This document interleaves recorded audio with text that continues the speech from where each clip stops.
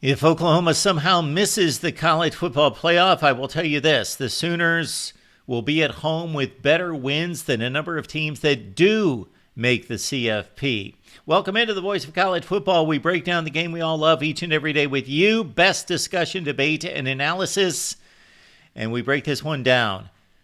Oklahoma 23, Bama 21. Bryant-Denny Stadium, the site of probably more important college football games than anywhere in the land in the last 20 years. But this one was a disappointing effort by the Tide as they racked up almost twice as much yardage as Oklahoma. But the Sooners made the big plays in this one to get Brent Venables a huge win as the Sooners now face two more games in path to a college football playoff appearance. Again, this was a good one with our Mason Thomas, one of the best rushing ends in all of college football, on the sideline for OU, but the Sooner pass rush didn't look like it suffered much to me. It was the Oklahoma defense and making the most opportune plays. This was Oklahoma making the plays in the critical situations, and this was Bama moving the ball more consistently between the 20s.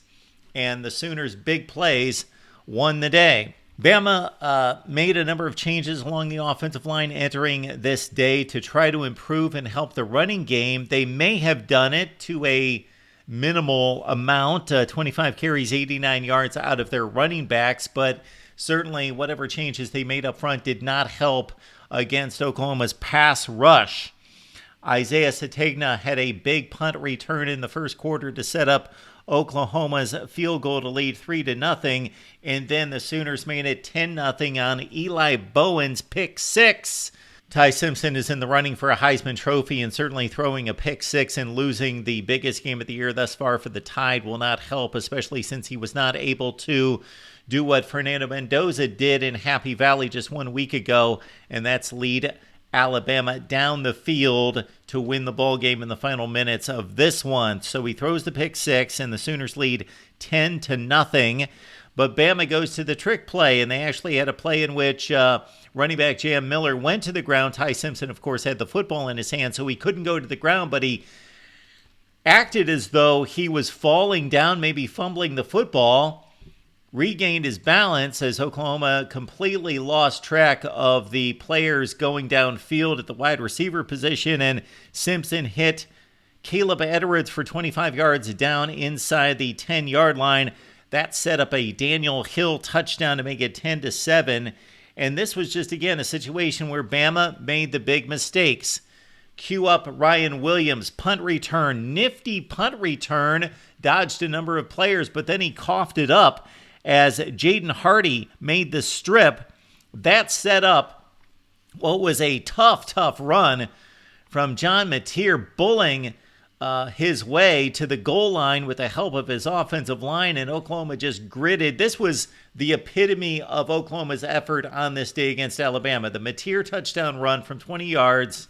Yes, Oklahoma may have just wanted it, or it appeared as though they wanted it just about that much more. Mateer in the Oklahoma offense, again, 212 yards. It was paltry production from this OU offense. Mateer just went 15 of 23 for $138, but when they needed it, and they did there, to take a 17-7 lead. Now, when Bama was productive on offense, it was definitely prettier because of the likes of Ryan Williams, 3 catches, 75 yards, and a huge catch on this particular drive before the end of the first half. Josh Cuevas, one of the best pass-catching tight ends in all of college football, 6 catches for 80 yards, and you do not want to get in this guy's way when he's got the football in his hands. There were a number of times where he just bowled over Oklahoma linebackers and safeties, and he also hurdled one for a big gain. This led to a touchdown in which Ty Simpson, of course, threw the touchdown pass to a wide-open Cuevas, 17-14, 6 plays, 78 yards for the Tide. Tied Simpson on this day. 28-42 for 326. Those sound like Heisman numbers, certainly very productive through the air with the 326, but did not hit the passes when he needed to. Bama also missed a field goal at the end of the first half that could have been costly after going 13 plays for 63 yards. So a lot of Bama's yardage, empty yardage. We go to the second half, and this was the Oklahoma defense basically seizing control. Oklahoma led 20-14. Bama had one drive, 7 plays, 75 yards. Again, it was pretty. Daniel Hill had a huge play around the edge, as that was the one time that really Bama sprung him free. Josh Cuevas with another catch and run that was magnificent. Bama 7 plays, 75 yards, took a 20-14 lead. Other than that, Oklahoma's defense was the signature of every Bama offensive possession. Taylor Ween exploded off the edge, just blew by the tackle and was right in Ty Simpson's face, forced the strip sack. Kendall Daniels recovered at the Bama 28. The Bama defense held a number of times in which their offense, coughing up the football, put them in a bad place. So they held in the red zone, but Oklahoma kicked the field goal to take a 23-21 lead.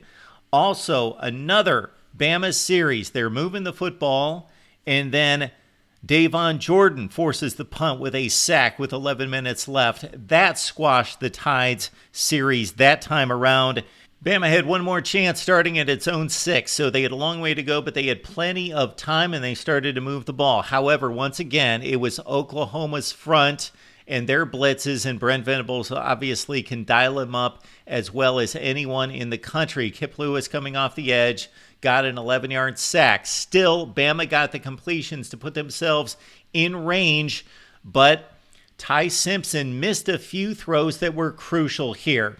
And he short-hopped one to Ryan Williams that would have been a Bama first down at midfield, only needing a field goal to win the game.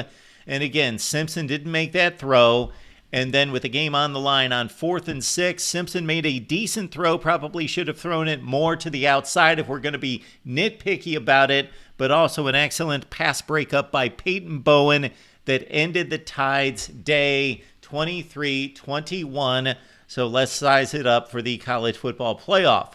Bama falls to 8-2. They should be okay. They've got a game against Eastern Illinois. I'm not too worried about that one. But a trip on the plains against Auburn, certainly the Tigers have only done nothing but figure out ways to lose this season. But it is an Auburn team that is played with everyone on its schedule. And Bama does not have a good history going on the plains to take on their fierce rival. For Oklahoma, 8-2. They will be a decided favorite against both Missouri and LSU, but two capable football teams. So certainly not gimmies for Oklahoma. And should they lose one of those games, the Sooners have wins this season against Bama, Tennessee, and Michigan. And again, they probably have to win out, but they certainly would be the most deserving 9-3 football team I can think of in college football. Your comments and questions down below. Bama needs to win out most likely. Oklahoma could lose, but obviously want to win out to secure a spot. We probably looked at 2 college football playoff teams this afternoon in Tuscaloosa.